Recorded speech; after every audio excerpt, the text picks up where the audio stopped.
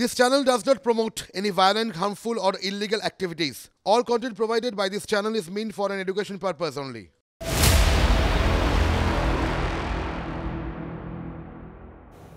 টিভি9 বাংলায় আরও একবার আপনাদের সকলকে স্বাগত। আমি রুবেলা রয়েছি আপনাদের সঙ্গে। আমরা শুরুতেই নজর রাখবো সন্দেশখালীর দিকে।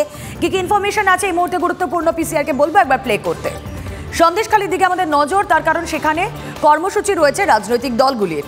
সেখানে আন্দোলনের ঝাঁজ বাড়াচ্ছে বিজেপি। আজ রাজ্যের সব এসপি অফিস ঘেরাওয়ের ডাক দিয়েছে বিজেপি এবং আজ আমরা দিনভর পুলিশ সুপারের অফিস ঘেরাওয়ের কর্মসূচির দিকে নজর রাখবো। যে কর্মসূচি নিয়েছে বিজেপি, দেশের সব জায়গায় সন্দেশখালী ইস্যুতে বিক্ষোভ দেখাবে বিজেপির রাষ্ট্রীয় মহিলা মোর্চা। এসপি অফিস অভিযান নিয়ে বিজেপি কর্মীদের বার্তা দিয়েছেন বিরোধী দলনেতা। প্রতিটি কর্মীর সঙ্গে বিজেপি আছে, গ্রেপ্তার করলে জামিন করাবো। বিজেপি জানে কিভাবে কর্মীদের রক্ষা করতে হয়। দলীয় কর্মীদের বার্তা Suvendu Adhikari.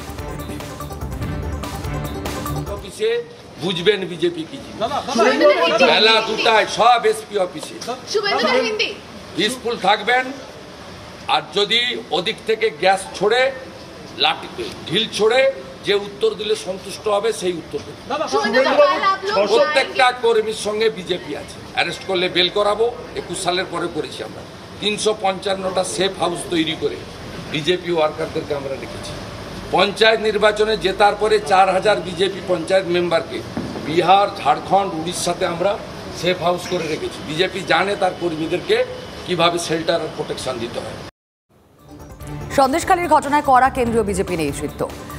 High power committee গঠন জেপি নাড্ডার এবং 4 সাংসদ 2 কেন্দ্রীয় মন্ত্রীকে নিয়ে হাই পাওয়ার কমিটি গঠন। এই টিম সন্দেশখালীতে গিয়ে পরিস্থিতি খতিয়ে দেখবে, কথা বলবেন নিগৃহীতাদের সঙ্গে। সব দিক খতিয়ে দেখে এই টিম রিপোর্ট দেবে জেপি নাড্ডাকে। হাই পাওয়ার টিমে অন্নপূর্ণা দেবী, প্রতিমা ভৌমিক, সুনিতা দুগ্গল, কবিতা পেতিদার, সঙ্গীতা যাদব, ব্রিজলাল, উত্তরপ্রদেশের প্রাক্তন ডিজি।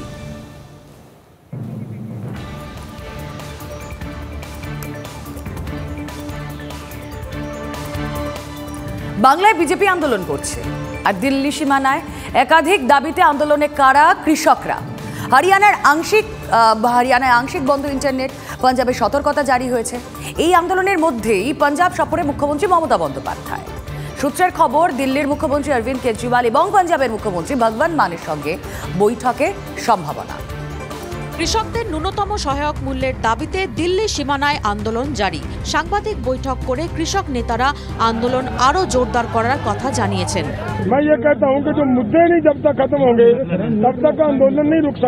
কৃষকদের দিল্লি চলো অভিযানে যোগ দিতে চলেছেন কংগ্রেস সাংসদ রাহুল গান্ধী। কৃষক আন্দোলনে যোগ দিলে আন্দোলন যে রাজনৈতিক রং নেবে তা বলাই বাহুল্য।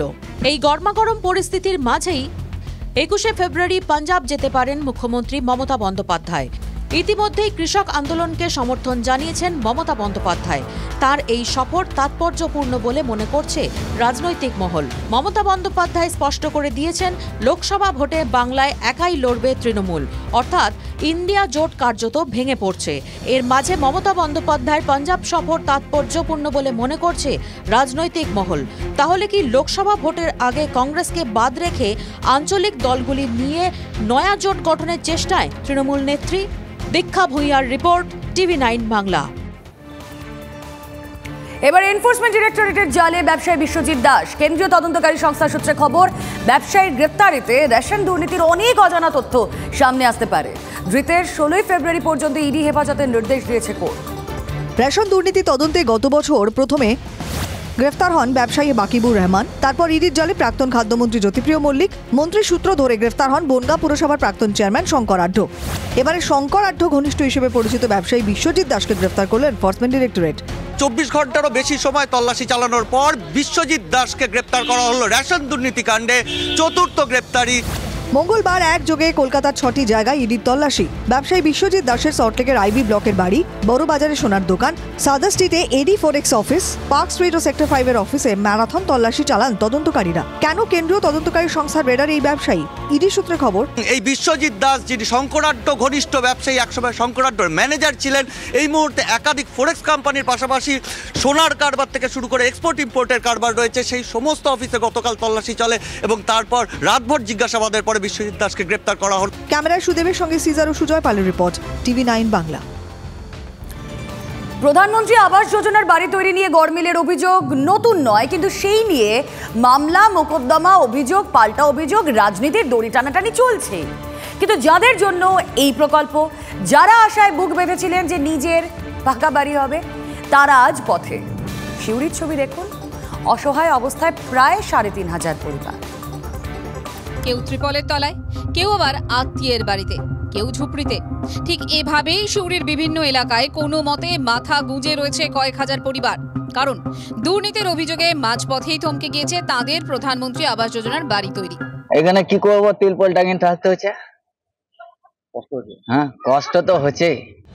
সিউড়ি পুরসভা সূত্রে খবর, 2020 থেকে 2023 সাল, গত 3 আর্থিক বছরের অধিকাংশ আবাস যোজনার বাড়ি অর্ধেক হয়ে পড়ে রয়েছে। কমপক্ষে 3500 বাড়ি অসম্পূর্ণ। এইভাবে তো মানুষের জোর জবরদস্তি ভোট নেওয়ার, এটা সেন্ট্রাল গভর্নমেন্ট যেটা করছে খুব ভুল করছে। ট্যাগ রিপোর্টে যেটা উঠে এসছে সেটা কিন্তু এই পৌরসভার দুর্নীতিও উঠে এসছে। বিজেপি যাই বলুক না কেন, লোকসভা ভোটের আগে আবাস বিতর্ককেই হাতিয়ার করে তৃণমূলের তোপ। কেন্দ্রীয় সরকার ইচ্ছাকৃতভাবে আজকে এই মানুষগুলোকে বিপদগ্রস্ত করেছে। প্রশ্ন হলো, আকাশ পাপিয়া কানাইদের বঞ্চনায় কি তাহলে ভাগ্য? বীরভূম থেকে হিমাদ্রি মণ্ডলের রিপোর্ট, TV9 বাংলা।